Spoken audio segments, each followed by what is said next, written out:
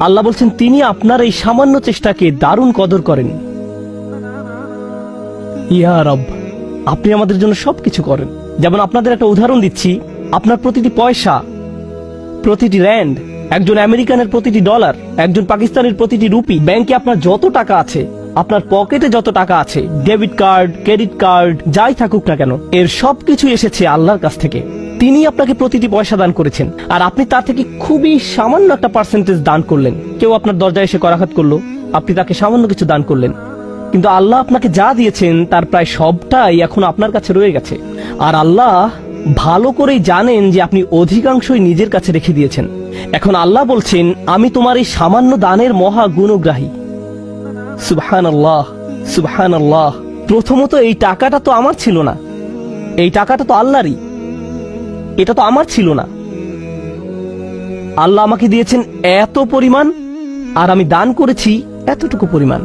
কিন্তু আল্লাহ এই অল্প দানেরও দারুণ কদর করে থাকেন। তিনি আমার এই নগণ্য দানও স্বীকার করেন। আমাদের প্রতি আল্লাহর নাম আশ-শাকুরের অনুগ্রহ এটি, আশ-শাকুর নামের অনুগ্রহ এটি। আর শাকুর নামটি আরো দুইটি নামের সাথে যৌথভাবে এসেছে, গফুরুন শাকুর এবং শাকুরুন হালিম। আমার কাছে এই ব্যাপারটা অসাধারণ চমকপ্রদ লেগেছে। গফুরুন শাকুর মানে আমরা যখন নামাজ পড়ি, আল্লাহ আমাদের নামাজ পড়া পছন্দ করেন। আর আমাদের নামাজে কত শত ভুল থাকে। নামাজে কত মানুষ দুনিয়াবী বিষয় নিয়ে চিন্তা করে, কত মানুষ চিন্তা করে তারাবি কি 14 নাকি 15 রাকাত হলো, কতজন মানুষের রুকু সিজদা নিখুঁত হয় এবং অন্তর আল্লাহর দিকে ঝুঁকে থাকে, কতজন মানুষ এটা অর্জন করতে পারে। এত সব ভুল থাকা সত্ত্বেও আল্লাহ কি করেন? মনে করুন নামাজ যদি একটি বিল্ডিং নির্মাণ করার মতো হয়, আপনি আল্লাহকে দিয়েছেন কয়েকটি ভাঙা ইট মাত্র। আল্লাহ কি করেন?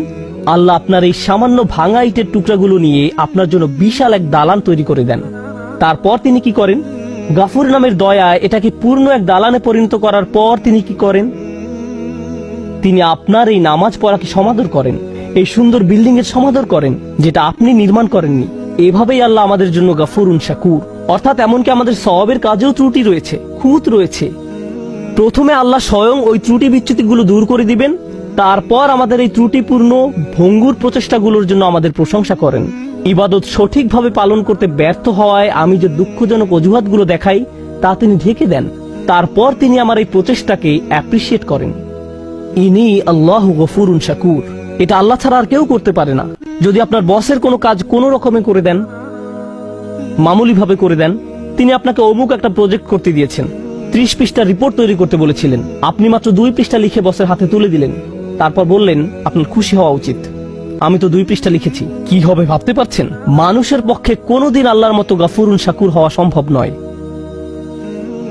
যদি প্রত্যাশার চেয়ে কম করেন, তাহলে যার জন্য কাজটি করেছেন তিনি আপনার প্রতি ক্রোধান্বিত হয়ে পড়বেন।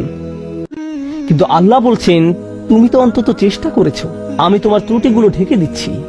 আন ইয়াজিদাহুম মিন ফাদলি, তিনি যে শুধু আপনার ত্রুটিগুলো ঢেকে দেন তাই নয়, তিনি ভালো কাজের এত সমাদর করেন যে তদুপরি তিনি আপনাকে পুরস্কৃত করেন। ইয়াজিদাহুম মিন ফাদলি।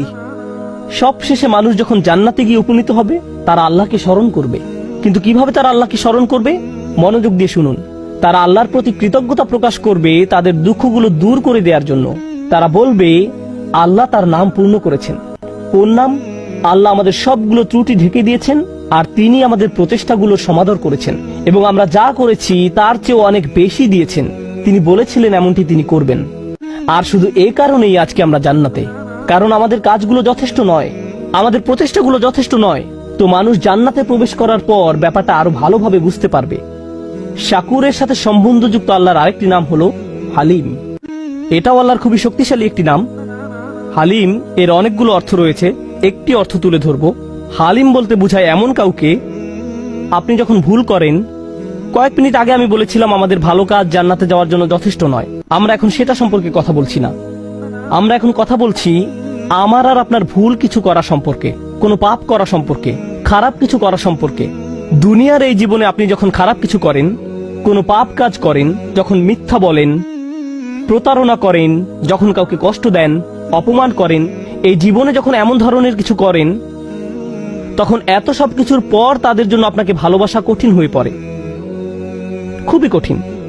মা আপনাকে জড়িয়ে ধরতে চায়, কিন্তু আপনি যদি আপনার মাকে ধমক দিয়ে কথা বলেন, চিৎকার চেঁচামেচি করেন, কোন কোন মানুষ এমনকি মারধরও করে। আল্লাহ তাদেরকে ক্ষমা করুন এবং তাদেরকে তওবা করার সুযোগ দান করুন। যদি কোনো সন্তান এমন কিছু করে তাহলে মায়ের জন্য কি কঠিন হয়ে পড়ে? জড়িয়ে ধরা এবং বলা যে আমি তার পরেও তোমাকে ভালোবাসি। সন্তানের এই অন্যায়ের কারণে মুখে হাসি ফোটানো কঠিন হয়ে পড়ে। তিনি সহ্য করবেন, অন্তরে ব্যথা পাবেন এবং সন্তানের জন্য ভালোবাসা তখন আর তার থাকবে না। হিলম শব্দের অর্থ হলো সেই ব্যক্তির জন্য আপনার ভালোবাসা এবং যত্ন আছে যে আপনার প্রতি অন্যায় আচরণ করেছে, তারপরেও আপনার হিলম রয়েছে, তারপরেও আপনার ভালোবাসা রয়েছে, যত্ন রয়েছে। এখন এটা নিয়ে চিন্তা করুন, আমরা সামান্য কিছু ভালো কাজ করি, যদিও তা পারফেক্ট হয় না, আগে এ সম্পর্কে বলেছি, কিন্তু আমরা অগণিত খারাপ কাজ করে যাই, ভুলে যাই। বলা উচিত হয়নি এমন কথা বলে ফেলি, তাকানো উচিত নয় এমন কিছুর দিকে তাকিয়ে ফেলি, এমন কাজ করি যা করা উচিত নয়, মানুষের বিরুদ্ধে অন্যায় করি, আল্লাহর বিরুদ্ধে অন্যায় করি। এমন কাজ করলে মানুষ কি করে? কেউ যদি জানে অমুক তার প্রতি অন্যায় করেছে, আপনি যদি জানেন অমুক ব্যক্তি আপনাকে অপমান করেছে, তখন সে যা কিছুই করুক না কেন তাতে কিছু আসে যায় না। আপনি তখন শুধু তার ব্যাপারে একটা জিনিসই মনে রাখেন, সেটা কি? ওই লোকটা আমাকে অপমান করেছে, আমি তার সাথে কথা বলতে চাই না। সে লোক হয়তো হজ করেছে, সে হয়তো দান খয়রাত করে, এতিমের দেখাশোনা করে, কোরআন মুখস্থ করে, সে হয়তো প্রতি রাতে তাহাজ্জুদ পড়ে, কিন্তু আপনি তার কোনো কিছুরই পরোয়া করেন না। সে আমাকে অপমান করেছে, আমি তাকে পছন্দ করি না, আমি তার সাথে কথাও বলতে চাই না, আমি জানি সে কেমন লোক। কেউ যদি আমাদের বিরুদ্ধে কোনো অন্যায় করে, আমরা মনে করি ওই লোক আর মানুষ না, সে তখন ওই একটা অপরাধে পরিণত হয়। সে ব্যক্তি মানে ওই অপরাধ, তাকে দেখলেই অপরাধটা চোখের সামনে ভেসে ওঠে। সে যা কিছু ভালো কাজ করেছে সব অদৃশ্য হয়ে যায়, এসবের আর কোনো অস্তিত্ব নেই। আল্লাহ আজ্জা ওয়া জাল্লা নিজেকে শাকুরুন হালিম হিসেবে উপস্থাপন করার মাধ্যমে বলছেন, তিনি আমাদের ক্ষুদ্রতম ভালো কাজের সমাদর করেন।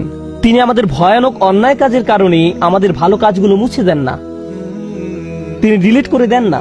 তিনি ভালো কাজগুলো স্বীকার করেন, মুছে দেন না, কিন্তু মানুষ এই কাজ করে। এজন্য তিনি শাকুর এবং হালিম। পাপ করা সত্ত্বেও তিনি আমাদেরকে ভালোবাসেন, তবু তিনি তাদেরকে ভালোবাসেন এবং তাদের ভালো কাজের সমাদর করেন, তাদের ভুল কাজগুলো সত্ত্বেও। ভাবতে পারেন, আয়েশা রাদিয়াল্লাহু তাআলা আনহা হলেন আমাদের মা। রাসূলুল্লাহ সাল্লাল্লাহু আলাইহি ওয়াসাল্লামের সময়কালে কিছু মুসলিম রাদিয়াল্লাহু আনহুম তার সম্পর্কে এমন কিছু কথা বলে ফেলেন যা বলা উচিত ছিল না। তারা এই অন্যায় কাজে জড়িয়ে পড়ে। যখন তারা এসব বলা বলি করছিল, আবু বকর রাদিয়াল্লাহু তাআলা আনহু খুবই মনক্ষুণ্ণ হয়ে পড়েন। তিনি ছিলেন আয়েশার বাবা, তিনি আবার রাসূলুল্লাহ সাল্লাল্লাহু আলাইহি ওয়াসাল্লামের খুব কাছের মানুষ ছিলেন। কেউ যদি আপনার মেয়ের বিরুদ্ধে কিছু বলে, তখন আপনার কেমন লাগবে? কিভাবে এমন কথা সহ্য করবেন? আর আল্লাহ আজ্জা ওয়া জাল্লা এমন মানুষদের বর্ণনা দিচ্ছেন যারা হযরত আয়েশা রাদিয়াল্লাহু তাআলা আনহা সম্পর্কে বাজে কথা বলেছিল। তোমার উচিত তাদেরকে ক্ষমা করে দেয়া। তাদের একজন মক্কা থেকে এসেছিলেন, এই ঘটনা মদিনায় ঘটে, কিন্তু তিনি কোথা থেকে এসেছিলেন? মক্কা। তিনি আবার বদর যুদ্ধে অংশগ্রহণ করেছিলেন।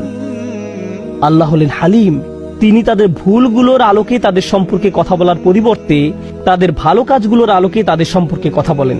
আল্লাহ তাদের ভুল কাজের কারণে তাদের ভালো কাজগুলো নির্মূল করে দেননি। তিনি আবু বকর রাদিয়াল্লাহু তাআলা আনহুকে উৎসাহিত করেন এই বলে, আলা তুহিব্বুনা আইয়াগফিরাল্লাহু লাকুম, তোমরা কি কামনা করো না যে আল্লাহ তোমাদেরকে ক্ষমা করেন? তিনি তাকে ক্ষমা করে দেওয়ার জন্য উৎসাহ প্রদান করেন। সুবহানাল্লাহ। এটা হলো মানুষের জন্য আল্লাহর হিলম, মানুষের জন্য আল্লাহর হিলম। আমাদের হিলমের অভাব রয়েছে, কিন্তু আল্লাহর কাছ থেকে আমাদের নিজেদের জন্য আমাদের এটা দরকার। ভাবতে পারেন, আমরা অন্যদের সাথে যেমন আচরণ করি, আল্লাহ যদি আমাদের সাথে তেমন আচরণ করতেন। কেউ খারাপ কিছু করলে আমরা তার অন্য কোনো ভালো কাজের মূল্য প্রদান করি না। শেষ যে ব্যাপারটি নিয়ে আমি কথা বলতে চাই তা হলো, আল্লাহ কোনো কাজের মূল্য দেওয়ার ক্ষেত্রে কতটা সূক্ষ্মতম। ওয়ালা ইয়াতাউনা মাউতিআন, আল্লাহ বলেন, একজন বিশ্বাসী যখন ভালো কাজ করে, তার প্রতিটি পদক্ষেপের বিনিময়ে তার জন্য সওয়াব লেখা হয়। আমরা এখানে নামাজ পড়তে এসেছি, আমরা আল্লাহর কাছে দোয়া করি তিনি যেন আমাদের নামাজের জন্য আমাদের পুরস্কৃত করেন, কিন্তু আমরা জানি না যে নামাজে আসার জন্য আমরা যখন গাড়ির ইঞ্জিন স্টার্ট নিচ্ছিলাম, আল্লাহ আমাদের জন্য সওয়াব লিখছিলেন। আমরা যখন গাড়ি চালাচ্ছিলাম, তখনও তিনি সওয়াব লিখছিলেন। চাকার প্রতিটি ঘূর্ণয়নের বিনিময়ে আল্লাহ সওয়াব লিখছিলেন। ডিজেল এবং গ্যাসোলিন কেনার জন্য আমরা যত টাকা খরচ করেছি, তার জন্য আল্লাহ সওয়াব লিখছিলেন। মসজিদে আসার সময় যখন উজু করার জন্য যাচ্ছিলাম, প্রতিটি পদক্ষেপের জন্য আল্লাহ সওয়াব লিখছিলেন। কিয়ামতের দিন মানুষ শুধু মন্দ কাজ দেখে তাজ্জব হবে না, মানুষ অবাক হয়ে যাবে, ইয়া আল্লাহ, এই সামান্য ভালো কাজটাও আপনি আমার জন্য লিপিবদ্ধ করেছেন। এই হলেন আল্লাহ শাকুরুন হালিম। আল্লাহ আমাকে আপনাকে কি কি দেওয়ার জন্য প্রস্তুত আছেন,